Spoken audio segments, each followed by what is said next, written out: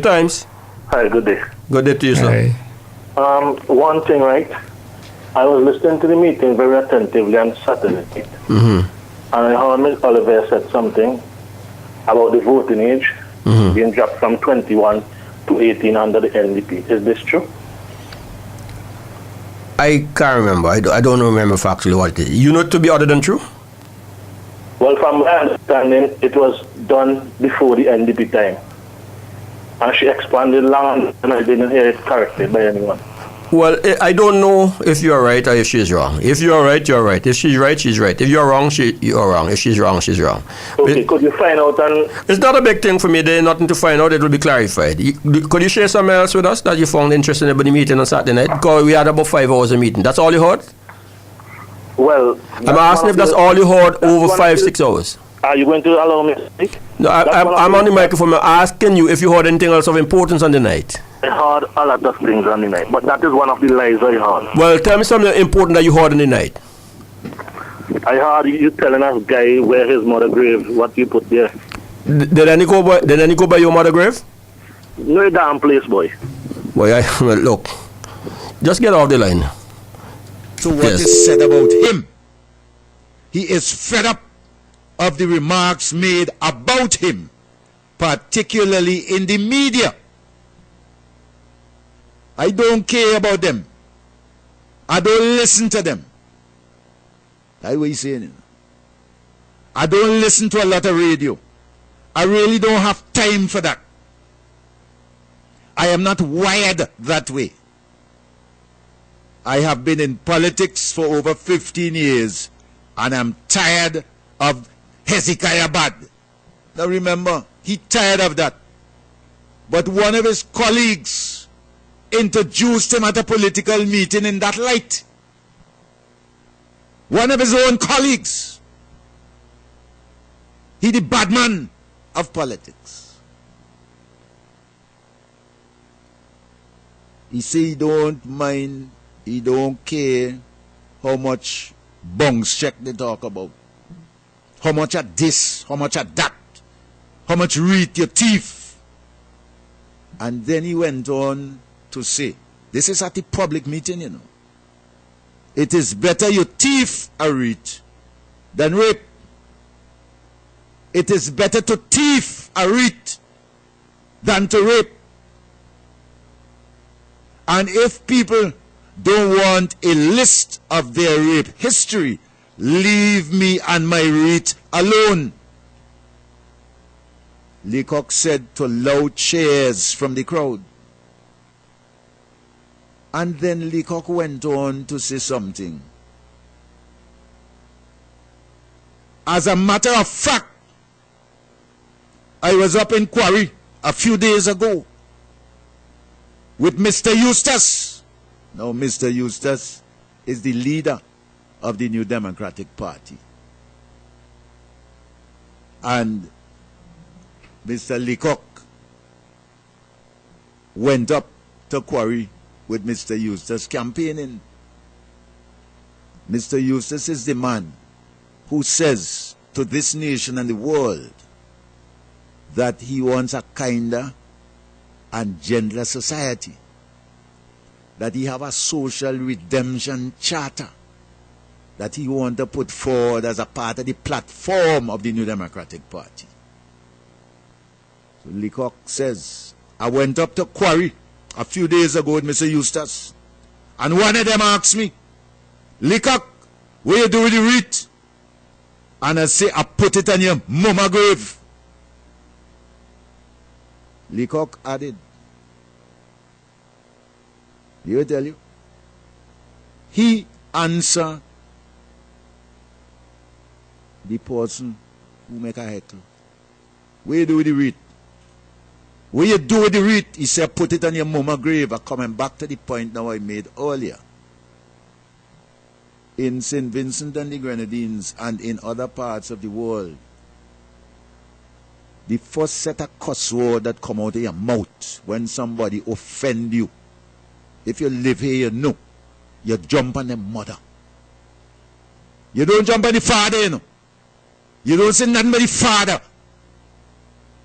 The mother. And he, the man who say he want to offer himself again,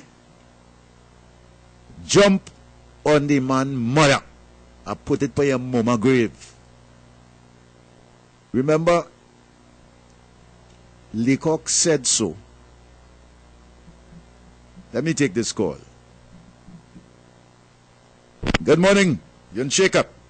Brother Bond, Yes, good morning. I want to make sure you get something right. The idea, the social and redemption charter is Leacock's idea. Is Leacock's idea? Yes, sir. Ah, Okay. okay. Thank you. All right. Thank you. Okay. Well, it's his charter. So listen. Leacock admitted to the Searchlight to removing the wreaths from the monument to the first national hero, Joseph Chatier, Paramount Chief, at Dorsetshire Hill, 4 days after the ceremony took place. So listen to me now. Mr. Eustace was there when Leacock jumped on the man's mother.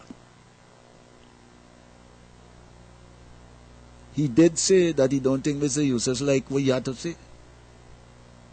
So Mr. Eustace would have heard him because he was present. The man who asked him about it, because he was there, and maybe a handful of people, a handful, 5, 6 people. But Leacock, to show the brazenness of the man and the disrespect not only for the nation but for the leader, went on a platform where thousands of people in the diaspora listening, looking at him, live broadcasts, and the hundreds and hundreds that they had at Sion Hill, and tell them what he do when the man asks him that question. No remorse, no shame, no respect for the leader of his party that was present when he made that remark. Says only 10 people know. Now the whole world know the man behavior.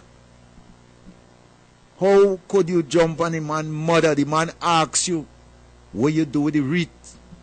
That's what you say, no? Me and my wreath alone.